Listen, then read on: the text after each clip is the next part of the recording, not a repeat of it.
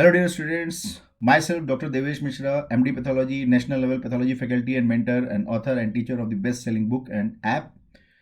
Here I am to discuss or to guide you for upcoming NEET PG exam, which is going to be happen within 2 months. So I assume that we have a time of 45 days to 60 days, and these 45 to 60 days are going to become a very crucial to crack these exams with good rank. And in order to crack these exams with a good rank, you should know that how to revise actively. Remember, it is very, very important. Everybody knows that how to revise, but very few people knew about how to revise actively. Passive revision is, you open your notes and you read it quickly, right? Monotonous. You want to finish off 10 pages within half an hour or within 15 minutes or maybe within 5 minutes. That is the passive revision. So now I am going to talk about the active revision, where your brain will be active. You will be interacting with your notes, and this will help you a lot to recall those things which you are going to revise in these last 2 months, and in your exam hall you are going to become happier that okay, that's good, great that I did like this, and now this question is easier for me, right? So let's start. First of all, you have to build a habit, that habit of interacting with your texts. Don't become a passive monotonous reader, right? So in order to that, what we should do, that create a question card. Remember, question card, cue card, with your own question. Don't copy from any guidebook or something, right? So open your notes. When you are reading one paragraph, try to make a question on a simple piece of paper. So say, take a piece of paper, right? Make 1, 2, 3, 4, 5 questions, right? So make a 5 questions per card, right? So when you are going through or when you are revising your notes, make a 5 questions per card, and then when you have finished that paragraph, close that notes, and then you ask those questions to yourself. Still you remember or not? If you do not remember, mark them and read again. Just quick revision, mark them and read again. Suppose first point and fifth point I did not remember, so I'll mark it and I will remember it, and so that it will be very easy for me when I'm coming for the next revision for the same paragraph, right? To make it interesting, you can make it colorful, right? Remember, it's not that colorful, it's a scientific color, right? What scientific color I want to advise you? I want to advise you, use green color pen, right, for those questions which are easy one, right? Then use yellow color, or maybe other color also. You can use blue color also, right? Green, yellow, blue. So yellow, blue color you can use for moderately tough topics and the concepts, right? And then you use red color. Oh, red color is for those topics which are extremely tough to remember, factual, or creating confusion in your mind, right? So tough, factual, confusion based, make it red color. So this kind of coding will help you in the last 7 days. See what I'm saying?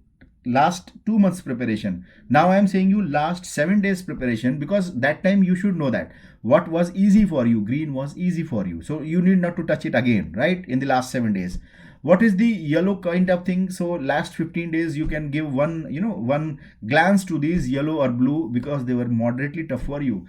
Then you can choose the red one. Oh my god, you cannot miss it out, right? So like that your mind will be telling last 7 days. So red color will be for tough and fact based topic, where you used to get confused more often. So make it colorful, make a cue card, make it colorful, and teach someone. Remember, when you are teaching someone, you are going to behaving like a examiner. So you are thinking in the wavelength of examiner. So now you are thinking like an examiner. That is the one very great advantage.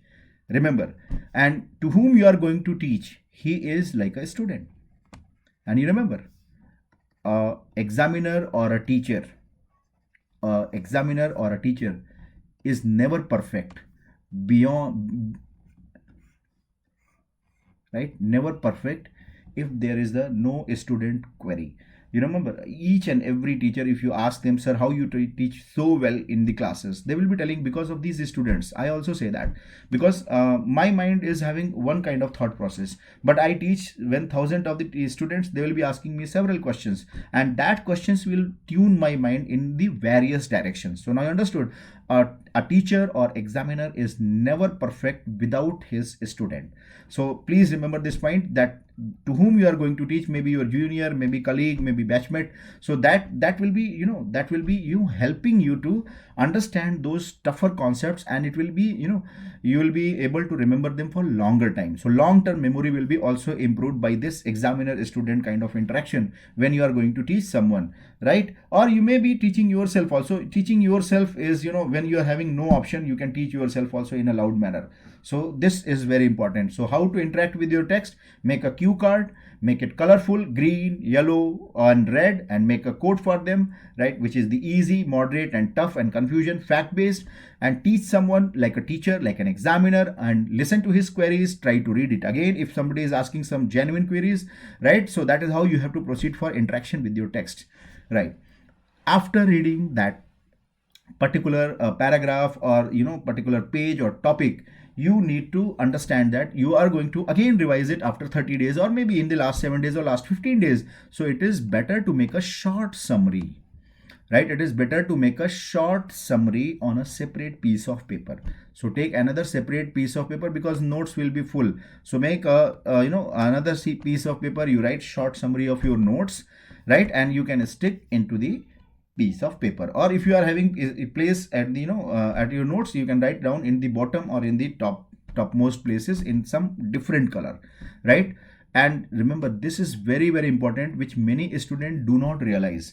Stop every 10 to 15 minutes when you're reading some paragraph. Suppose you are going to read a paragraph or any topic for 30 minutes, right? So don't read 30 minutes continuously. Don't do this. After 10 to 15 minutes, stop. What do you have to do? Now you have to recall. Close your eyes and recall. That's all. Don't think to recall each and every things and word by word.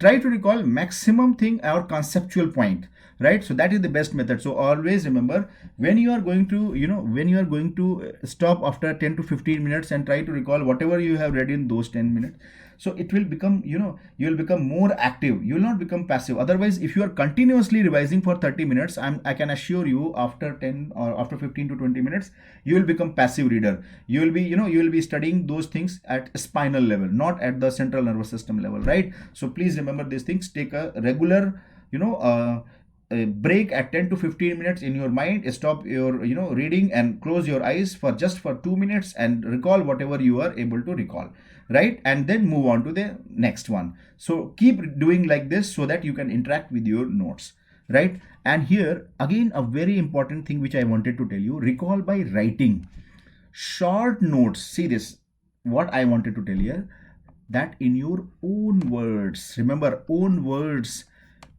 You cannot create your own words until and unless you understand the concepts behind those lines or the paragraph. Now you understood. This is not easy thing. It's easy to say that in your own words. Until and unless you do not understand the subject, you cannot use your own words. So now you understood why I'm saying. So recall by writing. So whenever you are going to recall by writing your short note in your own word, because that will be your own word. Whatever I am teaching, that is my comfortable words. That is not your comfortable word. Your comfortable word will come when you will understand and when you will write your own story or your own words for that particular concept, right? So that is the one important thing you have to remember. Try to recall your own things in your own word, right? So now you understood. Summarize the concept and recall. Summarize whatever you have read. Stop every 10 to 15 minutes. Recall for 2 minutes or 1 minute, right? And then you go back to the paragraph, write down the short notes in your own words, and then you stick in your notes. That is how you have to proceed, right? Then be a visual learner. Whatever you are learning, maybe you may be coming across some important concepts which will be very tough or which will be very complex. Sometime there will be a very complex concept and that will be running in a paragraph. So that is difficult to decipher, right? So what we can do, we can break it down. We can break down these information into the drawings. Draw it.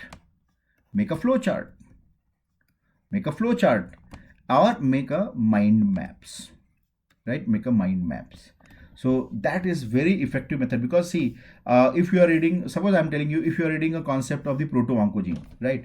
Proto-oncogene is a quite complex, right? There are 5 group of, growth factor proto-oncogenes, then proto-oncogenes, signal transduction proteins. So there are families, and in that families their members are there. They will also have the mutation, right? So it will be extremely difficult if you are going through the simple paragraph. So you have to make a flow chart for each and everything, or you have to make a mind map, or you have to make a drawing like this, that this is the cell, this is the nucleus, this is the growth factor, this is the receptor, this is the signal transduction, this is the nuclear transcription factor, this is the cyclin. So this kind of diagrams or mind maps is going to record in your brain very effectively, and in exam you will be easily remembering, okay, first was growth factor, when examiner will be asking what is the first and most essential thing. So like that you will visualize things in your exam, and you will be easy, it will be easy to recall during exam time also. Images are always having advantage to recall during the exam time. In tougher time you can recall images, but it is difficult to recall any fact which you have learned in a running passage,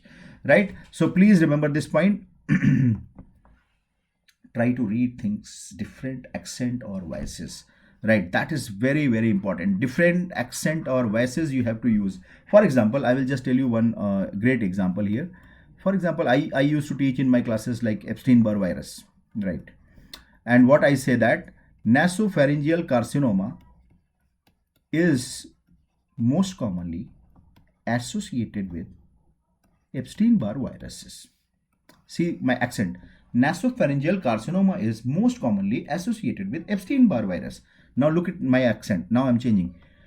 Epstein-Barr viruses are most commonly associated with which cancer? Did you notice that? This kind of accent, this kind of voice modulation is going to have an impact in your mind. The same thing you can do with yourself. I do it. When I go for my lecture and I have to recall something, I have to remember something, I remember like this only, and the same way I deliver in my lecture also, and that that students, they like it very much and they remember it for a long time. Some students say that your voice was echoing in my mind when I was attempting those questions, because these are the effective method, right? You have to use the different accent and voices.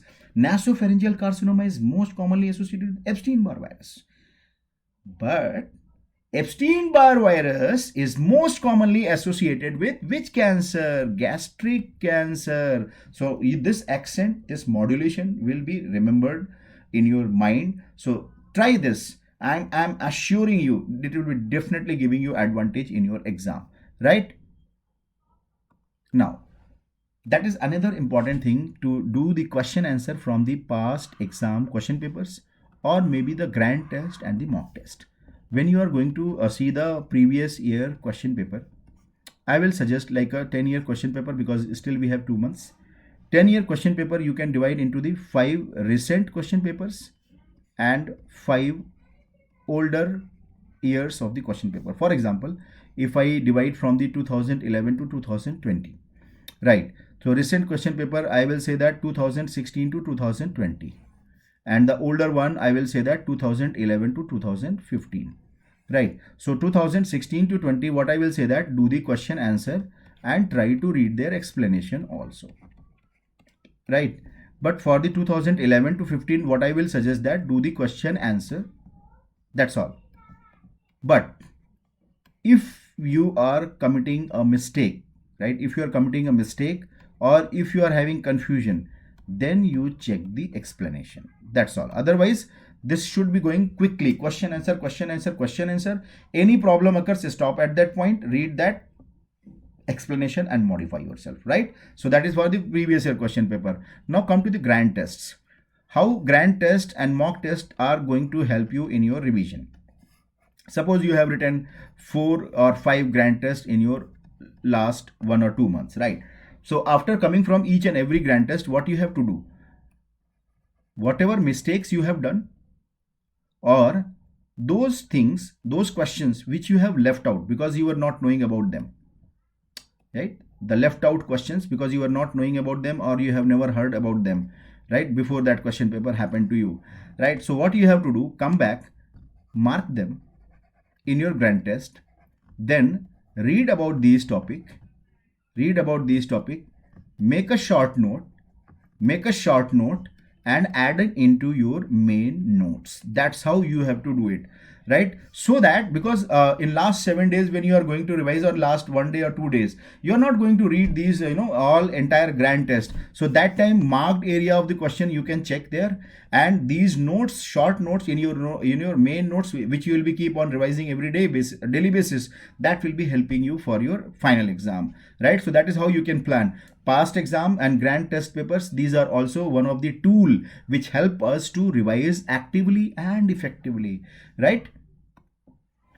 And the very important thing, take regular breaks to revise or to revive your concentration during the revision process. Suppose I say that you have to revise 2 hours every day, right, in the morning time. So what I will suggest, that take a regular break at 30 minutes, 30 minutes, 30 minutes. I'm just suggesting, right? 30 minutes, like that. You can take breaks, or you can divide it by the 20 minutes, whatever is convenient for you, right? If you are not a very passionate or studious student, then you can use 20 minutes also, right? If you are very studious, and passionate about all your studies, then you can go for 30 minutes, or even maybe 40 minutes. But what I will suggest, that in these 30 minutes or in these 20 minutes also, try to take one small break. I have told you, recall by taking 10 to 15 minutes break. So at least you according to your situation, if you are reading 30 minutes, then I will say that after 15 minutes, take one small break for 2 minutes for the recall, right? Close your eyes, do the deep breathing, and try to recall. That is how you can do it. In 20 minutes, you can do it for 10 minutes. After 10 minutes, you stop, close your eyes, have a deep breathing, try to recall. That is how you have to proceed in your preparation, right? So this is the one of the effective method. And last 2 months, I'll tell you, it is also mind game, because many of the students will be giving up at this moment.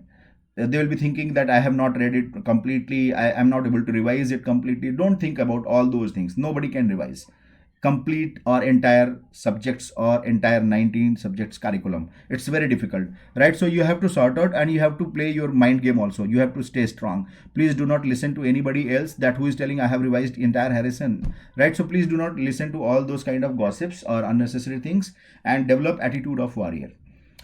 What is attitude of warrior? Attitude of warrior is not for 1 day or for 1 month or for 2 months. It is for every hour, every minute, every second. And that says that, dear luck and destiny, you wait till the end of my life, right? My efforts and determination will never resign from another best attempt, right? So never surrender to yourself, to your luck or destiny. I believe in luck, I believe in destiny, but I believe in hard work and smart work also. So if your efforts and determinations are mixing up with the hard work and smart work, nobody can stop in your life. Your success may be delayed, but nobody can stop in your life. So my best wishes to all of you, dear students. You can do it. You will definitely come up with the great success, and my best wishes to all of you for great and grand success. If you have any query, if you want to prepare me another video to guide you, if you have any other advice, you want any other your tips for your preparation, or you're feeling uncomfortable for last 2 months, any kind of video, if you want me to prepare, I will prepare it for you, and I will definitely come up with within 2 or 3 days. You just post that in comment box. I'm going to release that thing. Thank you so much, and best wishes to all of you.